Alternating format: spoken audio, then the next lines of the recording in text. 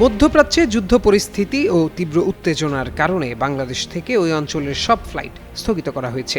এতে হজরত শাহজালাল আন্তর্জাতিক বিমানবন্দরে হাজার হাজার যাত্রী আটকা পড়েছেন। এদের মধ্যে অনেকেই প্রবাসী এবং ইউরোপ বা আমেরিকাগামী কানেক্টিং ফ্লাইটের যাত্রী।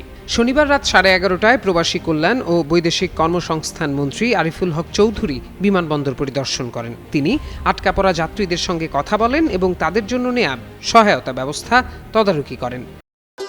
ভবিষ্যৎ হোক নিরাপদ, বিনিয়োগ হোক বিশ্বস্ত, আর আমার পছন্দ সল্ট বে। ওয়েলকাম টু সল্ট বে। তিনি জানান, সংবাদ সম্মেলনের সময় প্রধানমন্ত্রী তারেক রহমান ফোন করে যাত্রীদের বর্তমান পরিস্থিতি সম্পর্কে খোঁজ নিয়েছেন। মন্ত্রণালয় ও সিভিল এভিয়েশন যৌথভাবে যাত্রীদের থাকার ও খাওয়ার ব্যবস্থা করছে।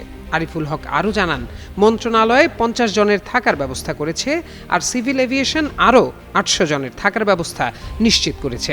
এছাড়া ওমানের মাস্কাটগামী 53 জন যাত্রী সিলেট থেকে ঢাকায় এসেছিলেন, কিন্তু তাদের ফ্লাইট বাতিল হওয়ায় হোটেলে পাঠানো হয়েছে এবং সেহরির ব্যবস্থা করা হয়েছে। রোববার তাদের সিলেটে পৌঁছানোর জন্য এসি বাসের ব্যবস্থা করা হয়েছে।